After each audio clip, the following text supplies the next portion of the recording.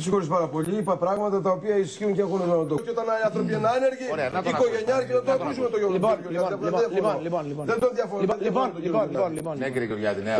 Εγώ δεν έχω καμία διάθεση αντιδικία με τον κύριο Κανελάκη. Μα ούτε εγώ δεν έλεγα. Σε παρακαλώ πάρα πολύ, δεν θέλω να με διακόψεις. Δεν θέλω να με διακόψεις. Δεν έχω με διακοπή. Αν είναι να μιλήσω, πολύ ευχαρίστως. Μα γιατί δεν ερχόταν η ίδια η Άδωνη μου. Να σταματήσει να μιλάς λίγο, να μιλήσω εγώ. Να σου εξηγήσω αυτά τα πράγματα. Όταν είσαι λοιπόν. Υπεσχέσεις θα με προστατεύσεις. Έχεις δώσει την υπόσχεσή σου. Ισχύει ή όχι? Στην Ελλάδα και Μισό λεπτό, Γιάννη, να τον αφήσουμε να μιλήσει. Πρέπει να τον προστατεύσουμε. Να ακούσουμε τι λέει. Να τον αφήσουμε. Και μετά έχει το λόγο να απαντήσει ό,τι θέλει. Παρακαλώ, κύριε Γεωργιάδη. Και μην ξεχνάτε, ορίστε. Βολεύουν συζύγους και κόρες, ορίστε.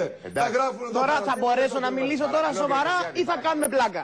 Δεν κάνουμε πλάκα. Πλάκα είναι που διορίζεται εκπαιδευτικά. Σταμάτα να μιλάς, να μιλήσω και εγώ.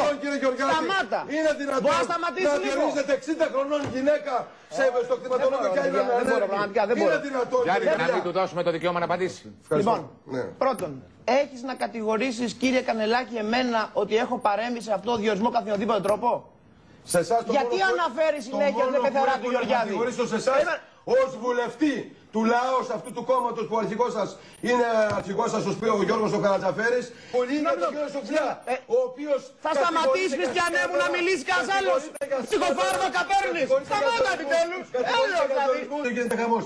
Παιδί μου, θα μ' αφήσεις να μιλήσω? Μετά όλα αυτά. Έλεος, ας πούμε! Έλεος πια! Θα σταματήσεις επιτέλους! Θα σταματήσεις επιτέλους! Θα σταματήσεις επιτέλους! Μπράβο! Πάμε από την αρχή. Γιάννη, θα τα πεις μετά όλα αυτά. Να ακούσουμε πρώτα τον βουλευτή. Πάμε να τα πάρουμε με τη σειρά. Παρακαλώ, κύριε Γεωργιάδη. Η πεθερά μου, και πραγματικά τη ζητώ συγγνώμη, πρέπει να διαπομπεύεται δημοσία από ανθρώπους του Γιάννη Κανελάκη. Μόνο και μόνο γιατί. Είναι διαπόμπευση αυτή, κύριε Γεωργιάδη. Απαγορεύεται απλώς το λόγιο. Απαγορεύεται. Απαγορεύεται, αλλά δεν θέλω να σου μιλήσω, Γιάννη μου. Δεν μπορώ. Δεν μπορώ να μιλήσω. Ρε Γιάννη, σε παρακαλώ, τι μου το λες? Αφού είναι γελίος, τι μου το λες? Είσαι γελίος, Γιάννη μου, καταλαβαίνεις? Είσαι γελίος, το σου πω άλλο. Σταμάτα επιτέλους. Η μάνα μου δούλευε στο νεό, τι να κάνουμε τώρα? Και έχω και ένα θείο στην Εθνική Τράπεζα, τι να κάνουμε τώρα? Λοιπόν, όχι χαρακτηρισμούς, παρακαλώ. Όχι γελίος, όχι απατεώνας, παρακαλώ. Βεβαίως. Δεν έχω καμία εμπλοκή, γιατί η κυρία αυτή δουλεύει εκεί πριν εγώ εκλεγώ βουλευτής. Δεν έχω λοιπόν. Να μην παρεμβαίνουμε, παρακαλώ. Παρακαλώ πολύ. Παρακαλώ πολύ. Ειλικρινά, να σου πω κάτι. Όχι χαρακτηρισμούς. Παρακαλώ. Γιάννη, δεν είναι σωστό να φεύγει, παρακαλώ. Δεν μπορεί να γίνει κουβέντα τέτοιου είδους. Το εξασφαλίζω εγώ. Δεν μπορείτε να πατήσετε γι' αυτό. Δουλεύει στο κτηματολόγιο και δεν μπορείτε να απολογηθείτε. Για να ευχαριστήσω ο επαναστάτης της Δεκάρας.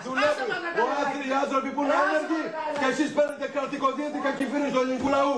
Αυτοί είστε. Και φεύγετε, δεν μπορείτε να πατήσετε, κύριε Γεωργιάδη. Έφυγε και τώρα δεν. Έφυγε και δεν ασχολούμαστε με τον κύριο Γεωργιάδη. Τελείως.